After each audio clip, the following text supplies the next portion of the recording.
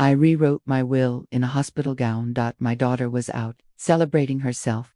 She thought she'd inherit my silence. Instead, I left everything to the girl who brought me soup. They left the hospital room smiling. I was still hooked to machines. That's how I knew I wasn't essential. Just expected.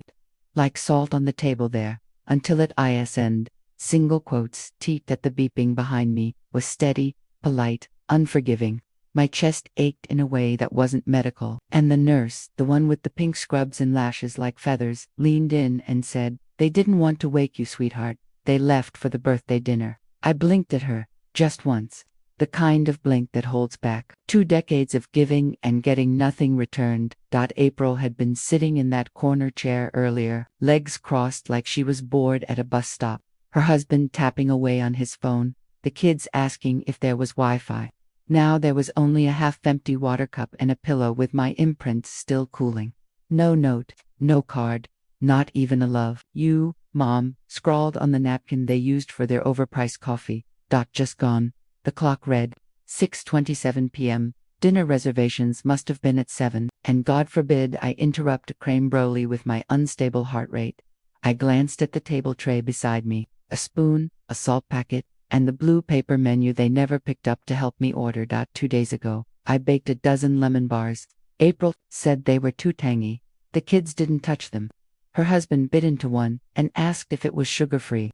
I smiled, said yes, it wasn't. I just didn't want to see their faces twist like it was poison. Funny, isn't it? How quickly love curdles. The nurse dimmed the lights, said rest would help. Rest, as if silence could reset 68 years of service and subtraction. I stared at the ceiling. The speckles looked like constellations of all the apologies I never got. I remembered birthdays I threw on a budget, costumes I sewed with shaking hands and caffeine.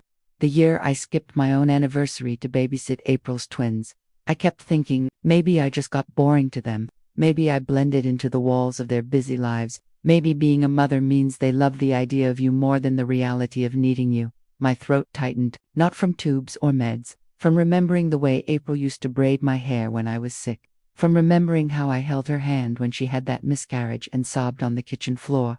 And now she'd rather celebrate a stranger's birthday at an overpriced restaurant than stay for my second chance at breath. I reached for my phone with fingers that still shook. No missed calls, no texts, except one, from Jayla, the neighbor's daughter. She wrote, "Happy birthday, Miss Evelyn. Hope you're okay. Let me know if you need anything." I read it 3 times. The only person who remembered I existed didn't share my blood. I pressed my thumb to the screen like it might hold me up, because everything else had already let me go. I stared at her message. Then I opened a blank note and typed 4 words I never thought I'd write. That don't deserve me. Grief doesn't always feel like crying. Sometimes it feels like checking out of the ICU alone, while the balloons they never brought still sit in your Amazon cart. I signed the AMA form with a pen someone left at the nurse's station, the kind with a flower glued to the top. The nurse hesitated, tried to offer warmth that didn't belong to her. I nodded gently, said I had someone picking me up. I didn't. I called a cab from the parking lot, heart monitor still beeping in my ears like a song stuck on pain. The cab smelled like old fries and missed appointments. I didn't speak. The driver didn't ask. When we pulled into my driveway, I sat there a moment, just watching the porch light flicker. It was on, the timer still working, even if no one else had. Inside, the house was too quiet, the kind of quiet that doesn't wait for laughter to return. Just settles, like dust, into the carpet and curtain folds. I kicked off my shoes and stared at the fridge. Magnets, photos, a collage of supposed closeness. There was April's wedding photo, her smile bright and false, my hand blurred in the corner like an afterthought. I pulled it down. Just one. The rest stayed, for now. I didn't want to make the wall honest too quickly. I opened the drawer by the coffee filters, the one no one else ever bothered to clean. Inside, a slim red notebook labeled in my handwriting, "For emergencies." I took it to the kitchen table, the same table where I once sliced peaches for pie, while April called me old-fashioned, where I'd written checks for every field trip, recital, and "Mom, can I?" where no one asked what I needed in return. The notebook still smelled faintly like cinnamon and correction tape. I flipped past passwords, account numbers, life reduced to digits. Then I turned to the last page, blank. I wrote a title, People Who Showed Up. I paused, held the pen above paper like it might fill itself, but it didn't. I thought about April's silence.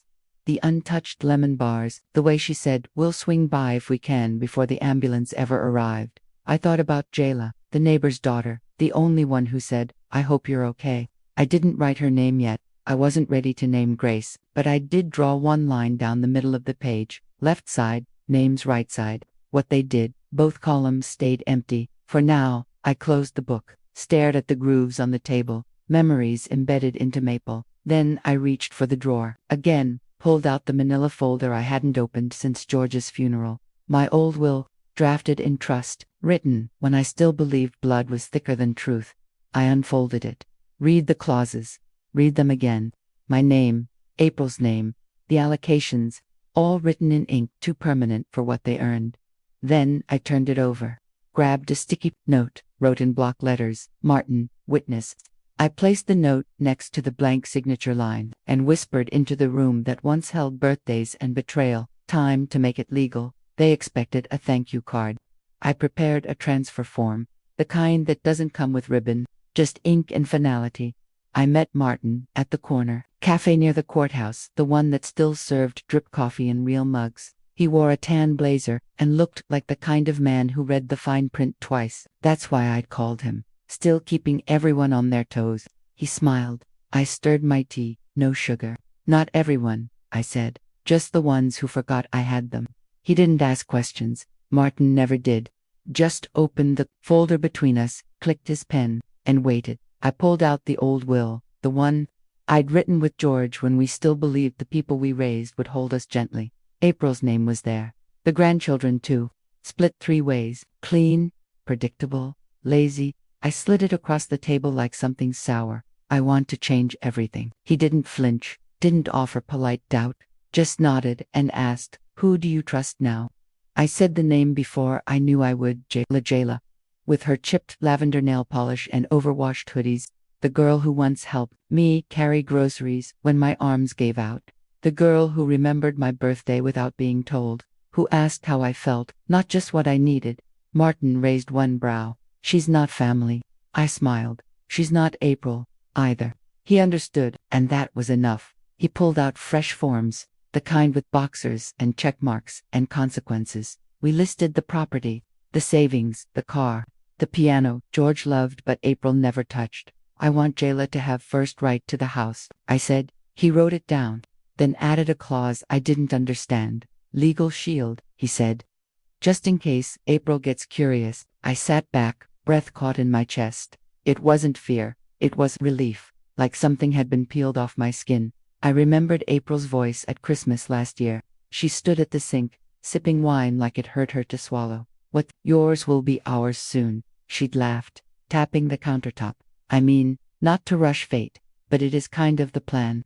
I'd smiled then. The kind women use when their hearts are folding in on themselves, the one you learn when the people you love stop hiding their greed.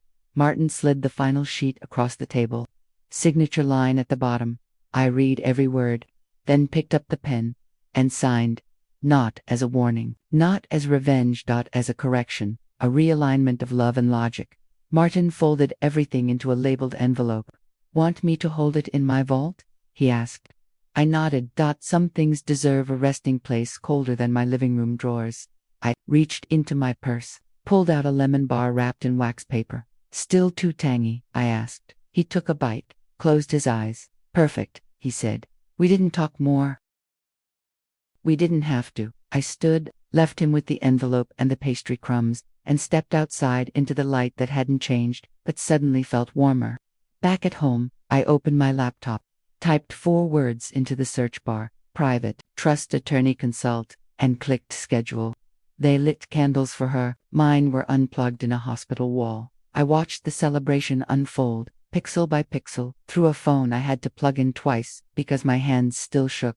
April's smile took up most of the frame, the kind that says, "Look what I survived," though I was the one hooked to machines 2 nights ago. Table for 12, wine glasses raised. One of the grandkids wore the blazer I'd given him last Christmas. No tag removed. I wasn't mentioned, not in the captions, not in the comments. Just strangers saying things like beautiful family and so lucky to have each other. Lucky, as if being forgotten were a form of grace. I kept scrolling, because pain, like gravity, pulls you in before you remember to let go. One photo made me stop.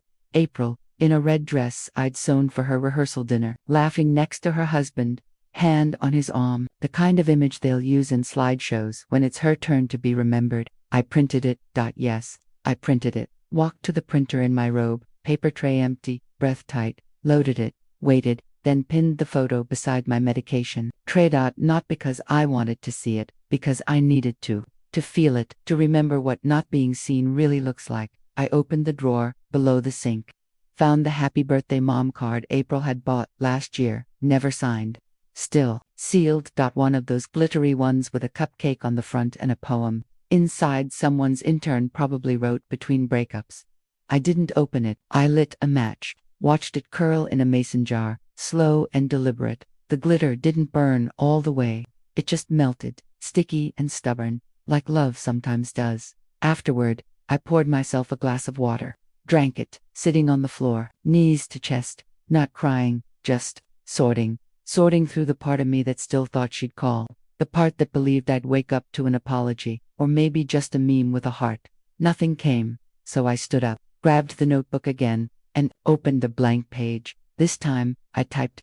Not with grief, with distance, with the kind of clarity that feels like stepping out of fog barefoot. I titled it, Dear Stranger, then wrote, if you're reading this, I want you to know, some of us are cut out of photos while we're still in the room, but we remember, not out of spite, out of muscle, out of memory, out of love, the kind that doesn't fade, just fades from view. I sat with it, read it back once, then saved it in a folder named, After. A breeze passed through the kitchen window. It smelled like rosemary. Jayla must have watered the porch plant again. I closed the notebook, felt the seeds settle in my ribs. Not revenge. Resolve. Resolve doesn't always feel like war. Sometimes it feels like signing up for something new quietly. That night, I registered for a local storytelling class. No emergency contact, no RSVP from anyone expected. Just me, clicking submit with a heart that had stopped waiting to be invited. A stranger offered me soup. My daughter offered me silence. One tasted like kindness, the other, like rust. Jayla showed up on a Tuesday, no warning, just knocked on the door holding a grocery bag, a half-wrapped Tupperware, and eyes that didn't flinch. I made lentil, she said, but I added sweet potato. Is that okay? I nodded like my ribs weren't still aching from the hospital bed. We ate at the table, not opposite sides, but next to each other, like old friends reuniting in another life. She told me about nursing school, about late nights, and student loans and her mother's car breaking down again. She didn't whine, she explained. The way people do when they're used to not being helped, just surviving. I asked about her classes. She lit up when she talked about geriatrics. Old people don't scare me, she said. I smiled. We're more alive than we look. She laughed at that, the kind of laugh April hadn't given me in years. Later, she wiped the counter without being asked, updated the software on my phone like it was second nature, then reached for her backpack and said, text me if you need anything. I watched her walk down the steps. Then, I sat there, and realized the chair across from me wasn't empty anymore. It just belonged to someone new. The next morning, April called. Not, hi mom. Not, are you feeling better? Just, how's your condition? My condition. Like I was a lab report she forgot to pick up. I said I was fine. Didn't tell her I'd signed up for a writing class. Didn't tell her Jayla had brought me soup. Didn't tell her she'd already been replaced in every room that mattered. She said she had to go birthday brunch for a friend. I nodded into the silence. Of course, I said, because nothing ruins Eggs Benedict like guilt. That night, Jayla came back. No soup, just herself. We sat on the porch. I brought out old cushions. She brought iced tea. She told me she'd been skipping meals to save for tuition, that her FAFSA got delayed, that she'd probably have to take a semester off. She said it casually, like she didn't want me to fix it, just wanted someone to witness it. And then she said something I haven't stopped hearing since. If I had a mom like you. She didn't finish the sentence. She didn't need to. I reached over, took her hand, not like a mother, not like a savior, just like a woman who finally saw the shape of something real. something that looked like care and sounded like respect. In that moment, I knew inheritance isn't love, and love isn't ownership. It's presence. It's being the name someone says gently, without needing anything in return. The next morning, I called Martin, told him I wanted to update the documents again. No revisions, just resolutions. Jayla, full beneficiary, primary medical power of attorney, first right to residence. He asked if I was sure. I've never been more, I said. We met that afternoon. He drafted it quickly. This time, I didn't hesitate to sign. The pen glided across the paper like it had been waiting its whole life to say, "This matters now." When I got home, I placed the signed copy in the red notebook, the one that used to say for emergencies. Now it just says, for truth. Major twist number 1. That night, just after tea, my phone buzzed. April. Text message. 5 words. We need to talk. Emergency. I stared at it, not with fear, not with hope, just a quiet kind of caution, the kind you learn when silence stops, meaning safety, because this time, I wouldn't be the one explaining. If this found you at midnight, let me know, I'm listening. 6. Brunch and betrayal. Approximately 650 words. She ordered mimosas. I ordered peace. The table was too glossy, one of those modern spots with reclaimed wood and waiters who say absolutely instead of yes. She wore red again. Different dress. Same theater. April kissed my cheek like she hadn't left me hooked to machines. "Mom, you look so much better," she said, as if better could be measured in blush and silence. We talked about the weather, then her friend's baby shower. Then, just like I expected, she leaned in. "Have you thought about safety lately? That house is a lot." I sipped my water. Let the condensation slide down the glass like I didn't see the angle. She continued, bright and polished.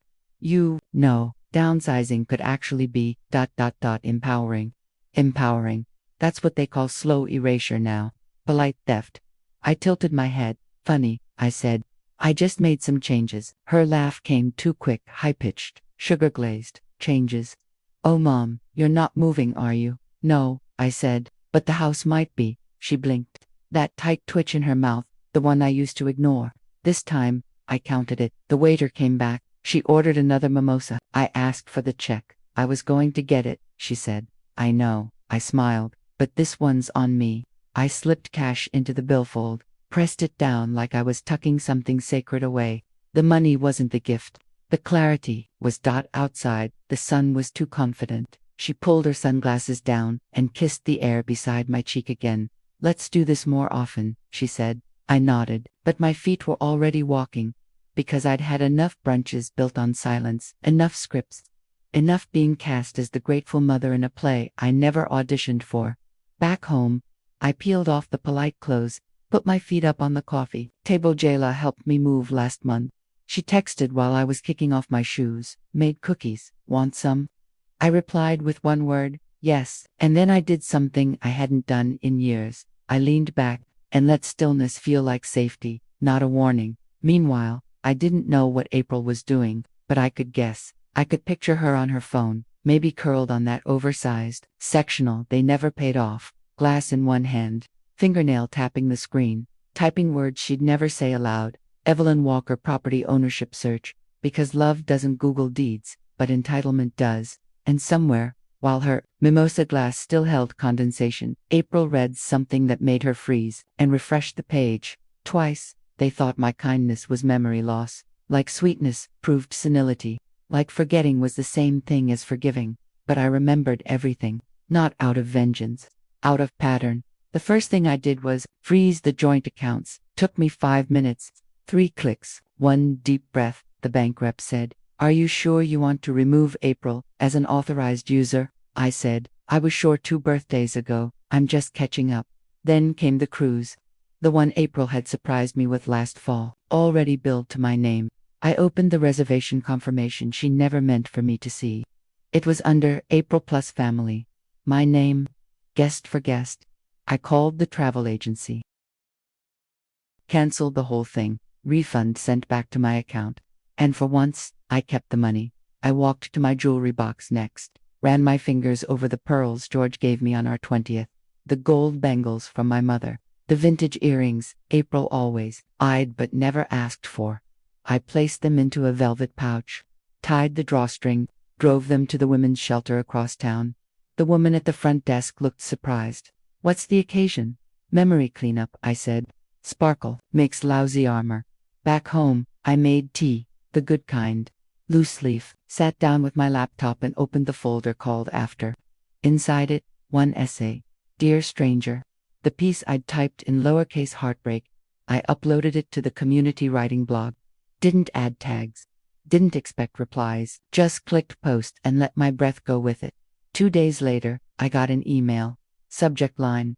We loved your voice. The community center was hosting a storytelling night, and they asked if I'd speak. I stared at the screen, unsure whether to smile or cry. I did both. Then I opened a fresh document. Typed. Once, I confused silence for safety. Not anymore. J helped me pick an outfit. Nothing flashy. Just clean, honest. We practiced in my living room. She clapped after every paragraph. I told her not to be polite. She said, I'm not. You sound like thunder finally clearing its throat. That night, I spoke for 12 minutes. The room was quiet in the right ways. They weren't waiting for me to finish. They were waiting to feel what I felt. It wasn't applause that filled me. It was alignment. Like my voice had returned, not all at once, but sentence by sentence. When I got home, I opened my notebook. Under the column People Who Showed Up, I finally wrote one name, mine. Then came the knock. Not loud, not frantic, just sharp enough to carry history behind it. I opened the door. April stood there, mascara blurred at the edges, lipstick imperfect for the first time in years. She didn't speak. Her eyes searched the hallway. Like the right line might be hiding in the shadows, she whispered, Can we talk? And I stepped aside, not to welcome her in, but to see if she'd walk in anyway. She cried, but her eyes kept checking the papers. That's how I knew. It wasn't regret. It was inventory. April sat on the edge of my couch like it might stain her. Tissue in one hand, designer bag in the other, mascara clinging to her lashes like guilt that still wanted to look pretty. I messed up, she whispered, like it was a parking ticket. Like forgetting your mother in the ICU was something you circled back to between brunches. I didn't nod, didn't comfort. I just stood, walked to the drawer beneath the rosemary plant, and returned with a manila folder. She blinked, not ready for logistics, not ready for the part of me that finally read the fine print on love. I handed her the top sheet. What's this? She asked. Mutual release, I said. Forgiveness, but not inheritance. The room snapped quiet, like even the house didn't want to interrupt that sentence. She glanced at the document, eyes darting past words she didn't want to process. Revocation, waiver, beneficiary. I thought we were talking, she said. We are, I replied. This is me, talking like a woman who's done being furniture. Her lip trembled, but not from heartbreak, from disbelief. From the realization that the version of me she expected had been boxed up with the rest of her assumptions. You're punishing us, she hissed. There it was. Us. As if love was a team sport and she'd been benched unfairly. No, I said. I'm remembering me. I didn't raise my voice. Didn't list the birthdays missed, or the hospital flowers never sent. Didn't remind her of the lemon bars or the blank cards, or the time she said we'll come by if we can. Some things don't need repeating. They just need revising. She stood, snatched her purse like it could shield her from shame. Wild, voice sharp. You're not the only one who's been hurt. I didn't respond, because that wasn't a confession. It was a defense, and I'd stopped being the court. She stormed out. No goodbye, no door shut gently. Just the scent of her perfume hanging in the hallway, like a ghost that hadn't realized it wasn't welcome anymore. I walked to the kitchen. My tea had gone cold. I drank it anyway. Bitterness has its place. It reminds you, you're still alive. I stared out the window. Jayla's rosemary bush bent slightly in the wind, not broken, just swaying, like forgiveness, maybe. The kind you give yourself first. Then my phone rang. Unknown number. But I knew that tone even before he said his name. April's husband. The voice that never called unless something needed explaining. She's serious this time, he said. I didn't ask what that meant, because I didn't care what she was serious about. I only knew what I was finally certain of. I pressed end call without a word, then walked to my desk, pulled out a clean sheet of paper, and wrote one sentence. She had the last word, but I kept the last choice. I gave birth, but I don't owe blood, not loyalty, not legacy, not another apology. tucked into a gift bag of guilt. Jayla brought over seedlings and dirt. She wore old jeans and a college hoodie with the elbows worn through. I opened the side gate. She smiled.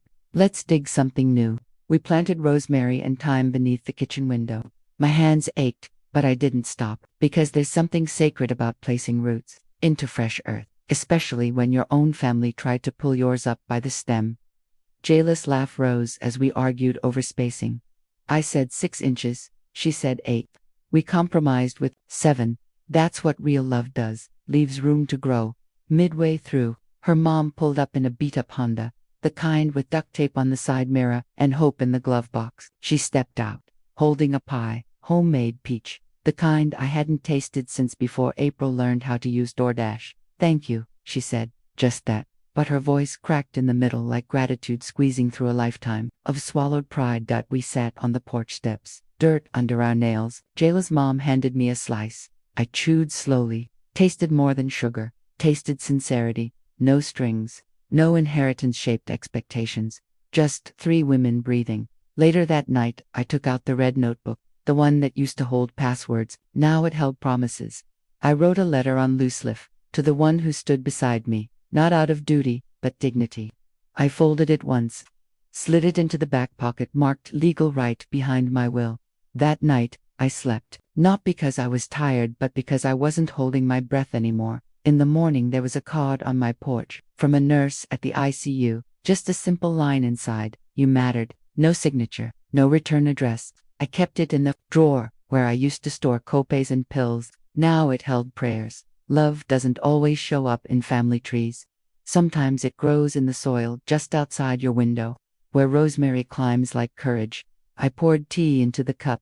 Jayla gifted me the one that says "Here, now," in fading gold. The phone rang. Martin. His voice was calm, practiced. April filed, he said. I paused mid-sip. The warmth vanished down my throat. She's contesting the will, he sighed. She claims undue influence. I didn't cry. He nodded at me. I stood. I was in ICU, I said. My daughter left for a birthday party. She returned 2 weeks later, after I'd written my own name back into existence. April fidgeted. Her earrings were too heavy for honesty. She whispered something to her lawyer, who cleared his throat like it might help. Martin leaned in and added gently, "We have visitor logs, phone records, medication logs, proof of mental acuity, dated 24 hours post-admission." April's lawyer pulled out a USB, said, "We have emails that show Ms. Walker may have been influenced." He clicked. A screen lit up. April single quotes S own message filled the courtroom. "Mom, don't do anything crazy. You still know what you're doing, right?" She had written that 3 days before the signing, time-stamped. Clear. The judge leaned back, removed her glasses like she was giving the room one final chance to redeem itself. Then looked at April. Seemed she was very much in control, she said. I could have looked at April, could have let her see my triumph. But I didn't, because this wasn't triumph. It was truth, quiet, earned, and no longer up for negotiation. Jayla sat 3 rows behind me. She'd offered to testify. I told her, "Only if they make you." She nodded. Real loyalty doesn't crave microphones. The judge closed the file. This will stands. That was it. No gavel, no gasp, just finality. And a courtroom that suddenly felt like peace. Outside, I stood in the wind. The sky wasn't blue. It was something more honest, gray with edges of light. Martin handed me a manila envelope. "Keep this copy somewhere safe." I already did, I smiled. Right next to the rosemary. We didn't go for coffee, didn't debrief. Sometimes a win isn't something you celebrate, it's something you stop bleeding from. Back home, I opened my desk drawer, pulled out the envelope marked Jayla Loan. I'd been holding it for weeks, a check, not charity, just a baton passed forward. I walked to the porch. Jayla was pulling weeds. She looked up. I handed her the envelope. She opened it slowly, her mouth parted. "Mrs. Walker." I shook my head. "No more Mrs., just Evelyn. Just us." She didn't cry. She hugged me, tight, like something had transferred between us that didn't need permission. That night, I sat under the porch light with a cup of tea. The rosemary beside me swayed. My phone buzzed. A new voicemail, from April. Just one sentence. "You'll regret this." I didn't press play. I just closed the phone, and let the silence win. Letting go isn't loud, it's deliberate.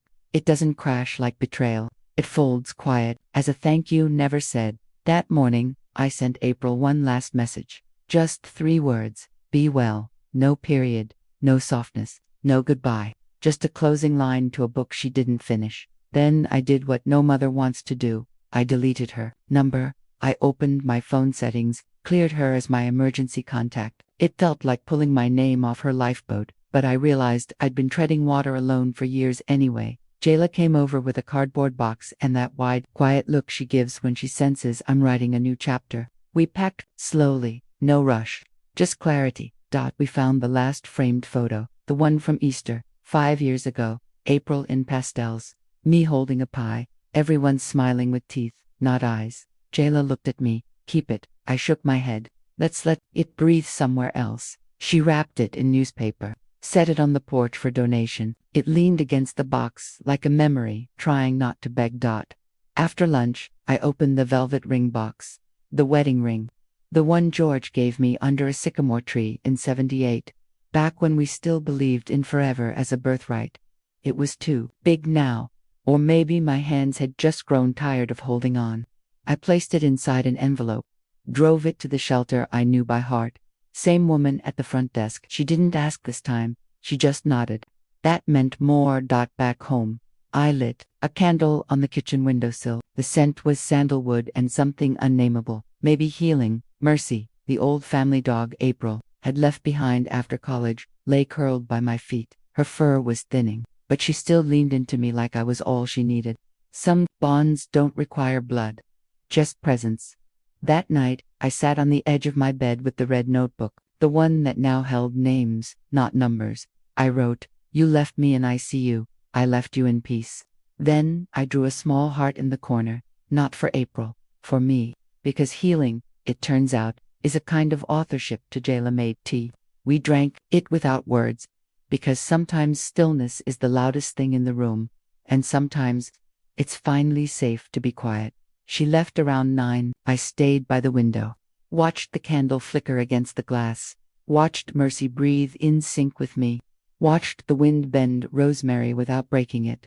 Morning came with the rustle of mail, a stack, mostly junk, except one envelope, plain, no return address. Inside, a single check, no note, no signature, just numbers. Enough to wipe Jayla's loan clean. I stared at it, then at the candle still warm from last night, and whispered, "She knows." But I wasn't sure who I meant. They gave me silence. I gave it a door, a window, and a desk by the light. I turned the room they used to crash in, the one April once called Tabavish, into something holy. Mine. The mattress went first. Jayla helped me drag it out, the two of us laughing like the sound belonged here now. We stripped the walls of old hooks, patched every nail, painted the corners with patience, not perfection. The room smelled like fresh linen and lemon oil. We opened the windows, let air pour in, air not perfumed with apology or obligation. I placed my notebook on the desk, the red one. The one that used to carry passwords and worry. Now it held poems, lists, truths. Within a week, letters started arriving. Not bills, not invitations, just letters. One said, "You wrote what I couldn't say." Another, I read it aloud to my daughter. We cried together. They didn't sign with last names, just initials. Hearts drawn in corners. Some folded napkins with ink still wet. One had a pressed flower taped inside. I taped each one above the desk. Not for ego, for evidence that I'd mattered. A month passed. The community forum invited me back. This time, I said yes. Wore a sweater I hadn't reached for in years, soft blue, with sleeves that hugged my forearms like memory done right. The room was packed. Laughter came first, then hush, then tears from strangers who had their own birthdays forgotten. Halfway through my piece, about ICU monitors and birthday cake no one brought, I felt it. That quiet prickle on the back of your neck when someone enters the room who shouldn't still have keys to your nervous system. I looked up. There, in the back row, was April. No makeup this time. No lip gloss. No sunglasses on her head. Just her, raw, waiting, pretending not to. She didn't speak, didn't approach, just stayed until I finished. I didn't pause for her, didn't break. My voice held. Afterward, people stood, applauded. Some reached for my hands. Jayla beamed like I'd just grown wings. I saw April turn leave before the lights fully came up. She walked out like someone who just remembered the smell of their childhood home and didn't know if they were welcome anymore. I didn't chase her, didn't text, didn't wonder what she thought. I came home, boiled water, filed the letters into a binder labeled real, hung the cardigan on the back of my writing chair, pet Mercy behind the ears. Peace doesn't announce itself. It lingers, in the way you stop checking your phone, in the way the tea tastes right, even when it's cooled, just before bed. I opened the door to the porch. A folded square sat beneath the mat. No envelope, no stamp, just thick paper, creased twice. I unfolded it with the steadiness of someone who no longer flinches at the unexpected.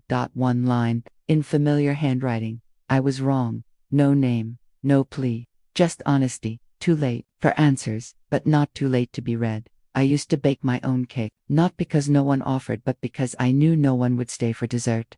This year, I didn't even preheat the oven, because this time, I celebrated someone who stayed. Jayla told me we were just having tea, but when I stepped into the backyard, string lights blinked to life, soft, humble, like they didn't want to assume anything.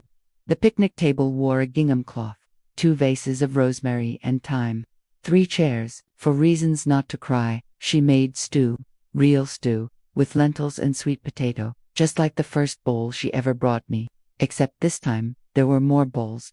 Martin showed up in jeans. Yes, jeans. Held a bottle of wine like it was a contract. Best terms I've ever negotiated, he said, nodding at Jayla. Even the nurse from the ICU came. Feather lashes, soft voice, said, "You told me you were writing. I had to hear it." I handed her a glass of lemonade, said, "This time, no machines." She smiled, the kind that feels like an apology you never had to ask for. We ate in the fading gold of evening. No candles, no fanfare, just conversation that didn't require translation or restraint. When the plates cleared, Jayla stood, held up a folded page, nodded at me. I stepped up, hands shaking not from nerves, but from reverence. I read, "Family we choose," a piece I'd written in the guest room turned sanctuary.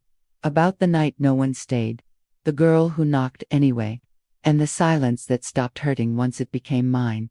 The room, or rather, the yard, was still. Martin lowered his head.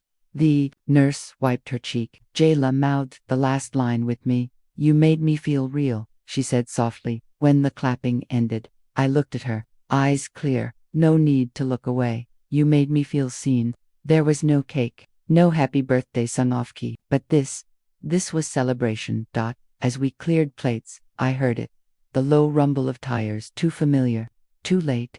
April's car passed the house slowly, windows up, lights off. She didn't stop, didn't wave, but I saw her eyes glance toward the porch. 10 minutes later, after the laughter had faded into soft goodbyes and Jayla's arms wrapped around mine one more time, I found it. A small box, wrapped in white paper, no bow, just a piece of tape and an envelope taped to the top, blank. I didn't open it, not out of anger, not even pride, just clarity. I carried it to the shelf in my writing room, placed it next to the first letter I ever taped to the wall, the one that said, "You wrote what I couldn't say." Some gifts don't need to be unwrapped.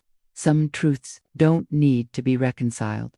I lit a candle by the window, poured the last of the tea. Mercy thumped her tail gently against the floor, and I sat down at my desk. In the room, they forgot, not waiting, not wishing, just writing. The box stayed on the shelf, untouched, because not everything left behind needs to be let back in. I didn't build a family, I built a future. One seed at a time. One silence survived.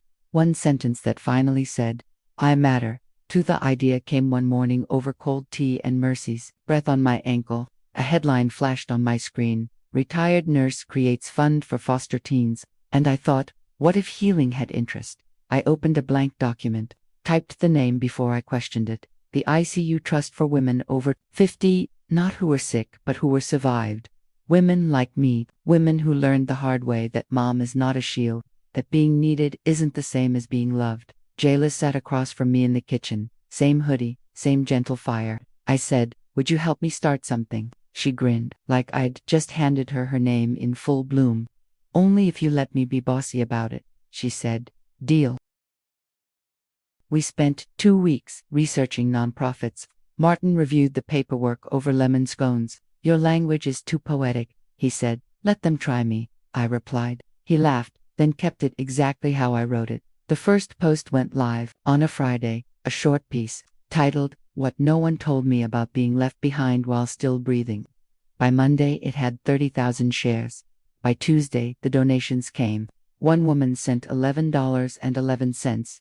Angel numbers, her note said. Another sent $1,000 with no name, just from a daughter who finally left. Letters poured in again, this time in email threads, direct messages, a hand-addressed envelope that smelled like cedar and grief. The ICU nurse stopped by again, left a tray of cookies, said, You gave us a voice no monitor ever measured. I hugged her, with both arms. No words. Jayla printed out every donation receipt. We filed them in the red notebook. The same one that once held my will. Now it held possibility. I hadn't thought about April in days, and that was the miracle, until a text came through. Just her name, no photo, no warmth. April, we saw your article. That we hit harder than it should have, as if her watching still gave her permission. I stared at it. One beat, then another, then tapped. Block. Because closure doesn't need confirmation. It just needs courage. Mercy lifted her head, barked once, not sharp, not scared, just aware. Jayla called from the hall. I think someone's here. I stood, wiped my hands on my jeans. No rush, just readiness. Jayla opened the door, grinned, and everything paused, not in fear, but in anticipation. On the doorstep stood the first woman to apply to the trust. Gray hair, in a braid, eyes full of fire, and a folder in her hands. I didn't slam it, I just turned the knob and let it shut behind me. No echo, no apology, folded in tissue paper, just a lock that didn't click out of anger, but release. I sold the house. The one with April's initials in the garage cement. The one where the fridge still held her wedding magnet slightly tilted, like truth trying to straighten itself. I didn't cry at the sale. Didn't stand in the driveway and whisper memories into the wind. I handed over the keys, said, She's weathered but kind, and walked away. Jayla met me at the new cottage with cinnamon rolls and mismatched mugs. It smelled like rosemary and primer paint. One bedroom, no attic of ghosts, no closets with betrayal folded into linen. We unpacked slowly, on purpose. She opened each box like it deserved a ceremony, even the one labeled just me. Later, we planted a new herb garden, barefoot in the soil. I pressed my heels into the earth, felt the sun on my back and the ache in my knees, and still smiled, because aching for something honest is better than aching for someone absent. Jayla laughed when I misplanted the basil. I told her it wasn't a mistake, it was a creative decision. She rolled her eyes, but her grin said, You're healing out loud now. Each morning, I wrote, not to be liked, not to be heard, just to remember, I'm still here. The red notebook stayed on my desk, not tucked away, not hidden under coupons and old receipts. Open, alive. One morning, a card arrived, no return address, just 2 lines, Thank you, Claire. No last name, no plea to reconnect. No hint of whether it was the ICU nurse or someone from the forum. I didn't need to know. I slid it into the drawer with the others. The ones that said things without asking for reply. Because not every door needs reopening. Some just deserve to close gently. I no longer checked my phone for texts. I no longer reread the last things April said. I no longer read between lines that were never meant to be read at all. Mercy followed me from room to room, slower now, but still loyal. Her favorite spot was the front porch, where the wind moved like breath and the light didn't ask anything of you. That afternoon, I walked outside barefoot, pressed my toes into the grass, felt the warm, living proof that peace doesn't need an audience, it just needs space. And as I turned to go back in, the light hit my shelf just right. The white box still sat there, April's gift, unopened, untouched. I didn't reach for it. I dusted around it, let it live where it landed. Because healing doesn't mean revisiting. Sometimes it means letting be. I poured myself a glass of water, sat in the chair by the window, watched Mercy sigh and stretch, watched Jayla water the new time with a grin. She didn't explain, and I whispered to the light, to the silence, to the skin I'd finally made room for. I didn't just sell a house. I bought my freedom.